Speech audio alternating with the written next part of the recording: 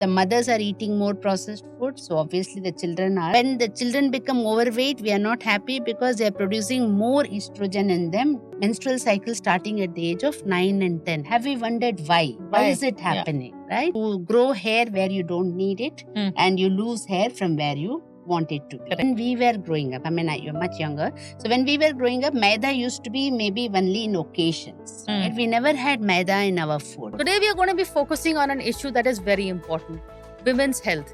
In fact, we're talking about the women of today. The times we live in are very different from the times our mother's generation lived in.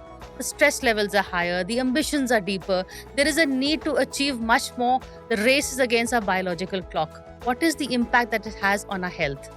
That is something we all need to focus on regardless of what age group, what we are doing. And joining me and helping us to understand the importance, I have with me an expert. I have with me Dr. Jayashree Sundar. She is a doctor, she is an obstetrician and a gynecologist, and someone who really was worth listening to. And Dr. Jayashree, welcome to this conversation. I want to talk to you about generally about women's health, but in today's times, what is so different from our grandmothers? What are the markers that we should be looking for? What worries you? So whenever I talk about women's health now, see, we women, whether we like it or we don't like it, we are made for procreation and nurturing, right? The whole hormonal cycle of a woman works on a circadian rhythm and a cyclical rhythm, like with the times you sleep and the time of the month, right? It's like a lunar cycle.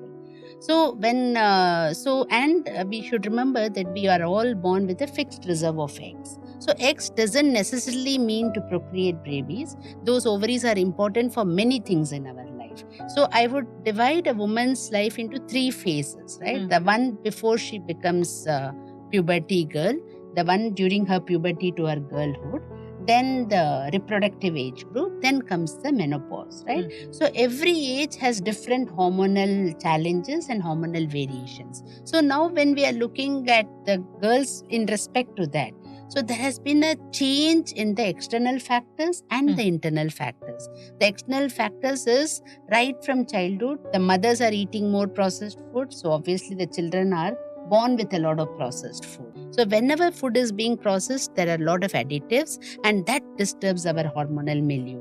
When the children become overweight, we are not happy because they are producing more estrogen in them, in their fat also. Not only from their ovaries, in the fat also there is a lot of conversion of estrogen, right? So that is not good. So if you see the average population, I always tell mothers when they come to me, in my mother's age at 80, they used to have their menarche at the age of, the first cycle at the age of 15, 16. When we were growing up, we had it at the age of 13 or 14, right? Now, in my daughter's age group, they had it 9, 10, 11. You're having the menstrual cycle starting at the age of 9 and 10. Have you wondered why? Why is it happening, right? That is because they are growing up faster, both emotionally and by the food that is invading their plates, right? The moment they are growing up, they are exposed to chips, packaged foods. It's a big challenge. America invented it and we are following it, right? Now, the thing is then, why do Americans not have this problem? Sometime we might ask, though I really don't know their statistics. What I am saying from our urban women, I am saying, that is because one is we Asians and especially Indians are a very insulin resistant population. That is why Asians are the biggest, the diabetogenic capitals of the world are Asians, right? Indians, Pakistanis, Chinese.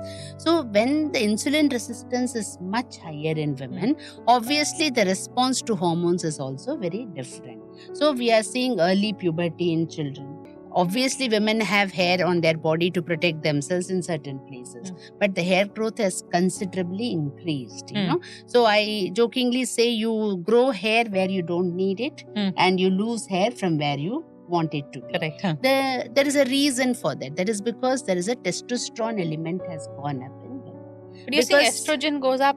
So estrogen has 2 components, the estradiol and the estrone, which is a component of testosterone. Right? So the estrone is going up. So that when the testosterone goes up, then obviously all the manly, all the male hair. So you start growing them. So then the children get very worried about themselves, right? And then the masterly inactivity that's happening. right? Yes. We don't encourage our children to be physically. That's changing a lot. I mean, physical activity has gone up in women, more amongst women than men, I would say. Women have become more conscious. I mean, they've started exercising better. They are pushing children to that. But still, academics stands number one in our priority. When we were growing up, I mean, you're much younger. So when we were growing up, maida used to be maybe only in occasions. Right? We never had maida in our food. But now everything that we eat has refined flour. Right? So we blame the rice, poor thing, which had no problems. We were all much thinner when we were eating rice. But we don't blame the breads that we are eating, because the breads are produced with a lot of refined flours.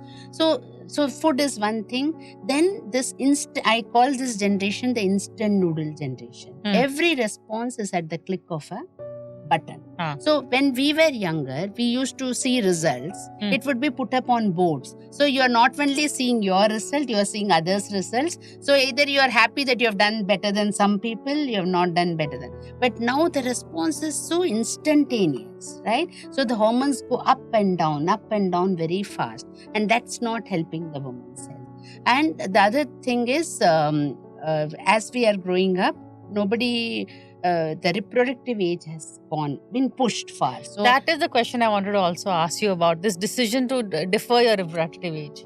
There's nothing wrong in it. It's not like we are becoming an extinct population that we need to keep reproducing. Reproducing is just one aspect of it. But how do you maintain your reproductive health to get pregnant when you want to, right? So, but obviously our eggs are going to dwindle anyway. Once you cross 30, 31, 32, if you don't have a very healthy lifestyle, it is going to go down in geometric progression, not even in arithmetic progression, right? So the stress, the culmination of multiple factors is going to reduce it remarkably. So what do? We need to maintain a healthy lifestyle, avoid all the processed food. I always say, lesser packages you open, you do much better in your life. So all the whites in the diet should go. So then people ask, milk is so good. We have all read that milk is good. But the milk we were talking about before was milk which was locally produced. I have even had milk given from the buffalo directly, unlike what milk we are having now, right? Even the cows are being pumped with injections to get milk. So obviously that hormone is going to change in us. So dairy products need to go. And the dairy we were eating before was not processed. It was either ghee or dahi. But now we are eating cheese, butter and processed. Correct. So that again is not helping. What should we do? And also just before we end, how many, we keep talking about the importance of regular checks, screenings. How often should a woman go to a gynecologist if she's fine and she has no symptoms? It should be at least every year or every 2 years, at least till the age of 45, 50. Once she attains menopause, it should be every year after 50. And a pap smear should be done every year? Every 3-5. Now it is HPV testing can be done every 5 years. We don't need to do it every 3 years. If it's just pap, it should be every 3 years. Okay, and also this egg freezing, a lot of women are going in for that. Is that, in terms of... Yeah, so if the egg freezing again, see, when you freeze your egg, you are not going to conceive naturally. Right? You are wanting to use artificial methods for conceptions, provided you find the right partner and the right time. No harm if you are going to delay it after 35, 37, 38, because that age, it is not only the number of eggs which are going to go down, it is also the quality of eggs. So once you cross a certain age, the increased risk of miscarriages and increased risk of genetic problems in the baby, like Down syndrome and genetically not forming baby is okay. So I say if a risk of having a Down's baby at 25 is 1 in 1500, at 38 it is 1 in 100. So obviously, if you have a younger egg with which an older woman gets pregnant, like we use the concept of donor eggs, she's always going to do it better. But everybody should try that they do their reproductive life by the age of 35. You want to be a healthy mom for a child, right? When you bring them into this world, right? That is also you important. don't want to be a old mum, right? It doesn't help children. Children can be very nasty. I mean, I can go on and on this. Your So children all are going to be watching this, by the way. Yeah. And even my daughter has told me that, Mummy, when she was born, when she was 6, 7, I was 38. So I had a second. She told me, Mummy, you're old for me, because all her friends were firstborn. I said, you tie your shoelaces, don't tell me I'm older, right? So children can show you, be a eye opener. All said and done, birthing is not the only thing in a woman's life. Nobody should take it that way. But if you want to do some things, do it at the right time rather at the wrong time. But if you're not able to do it for so many reasons, egg freezing is a good option, because a younger egg is better than an older egg. On that note, I hope to continue with you and have more conversations with you. Sure. But for now, thank you so much, Dr. Thank Jayashree, you. for Thank talking you very to much. us.